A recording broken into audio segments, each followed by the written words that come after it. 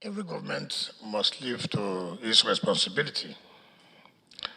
If all of us who are in public office will realize that based on the oath of office and the oath of allegiance, there cannot be any governance, not to talk about good governance, when there is no security. The basic element of governance is security. If you cannot provide security for the people, then there's nothing we're talking about. Of course, good governance is predicated on the rule of law. Means that authorities must govern based on rule of law. But it's unfortunate today when people talk about, yes, we have provided infrastructure. Without security, who will use the infrastructure? If you build all the health facilities and there's no security, who will use them? If you build all the best schools, when there's insecurity, who will go to the schools? So for me, the basic thing is the security of the people. Then we'll talk about the basic infrastructure. But unfortunately, where we are today, even the infrastructure is not provided, security is not provided, so there's no governance, not to talk about good governance. The governance in the country has totally collapsed. But who are those who contributed to it? It is all of you, all of us. Because we fail to utilize the opportunity we have to vote out a bad government. Sentiments came in 2015, and sometimes it is good for people to give people the opportunity to make a difference. All of us were living witnesses in 2015, when it was alleged that the government of Jonathan then cannot perform. We will now take Nigeria to El Dorado. So Nigeria made the change. What happened to the change? Taking us back to 50 years ago. You wake up every morning,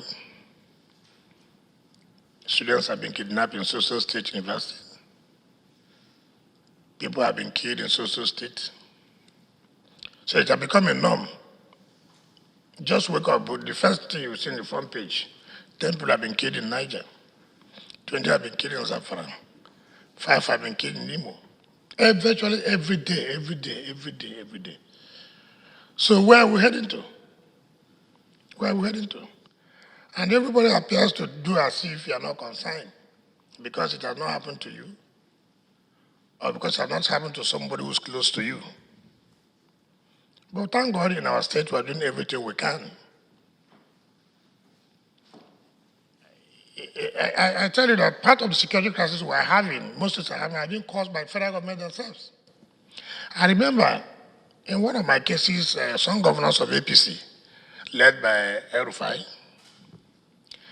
went to the president to change a commissioner of police, led by El-Rufai. Now, in order to have crisis in our state, they brought the police to the CP they wanted. At the end of the day, God did not allow them to have their way. But see what is happening in the state now.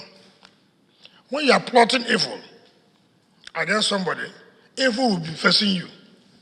And that's the problem El-Rufai is facing today in Kaduna State.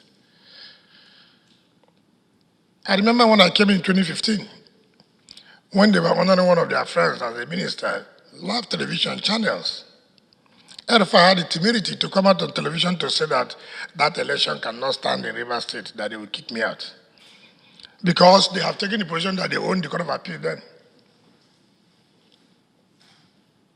That's the government that wants to govern us, good governance.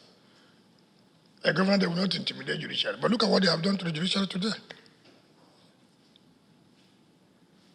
So we must come up, all of us, whether you're a Rotarian, whatever you say, everybody has a role. If this country is not moving forward, the Rotary Club cannot move forward. If we cannot do anything here, how can I partner with you? I partner with you when the environment is conducive. I partner with you when I know the economy is good. Because no one government can do everything alone. You need a partnership of other voluntary organizations, like your club. So it is most unfortunate what we are facing. But the problem again is that when you have another opportunity, like in 2023 now comes, you either bring ethnicity or religion, not looking at who actually can help Nigeria move to the next stage of development. So we all are problems ourselves.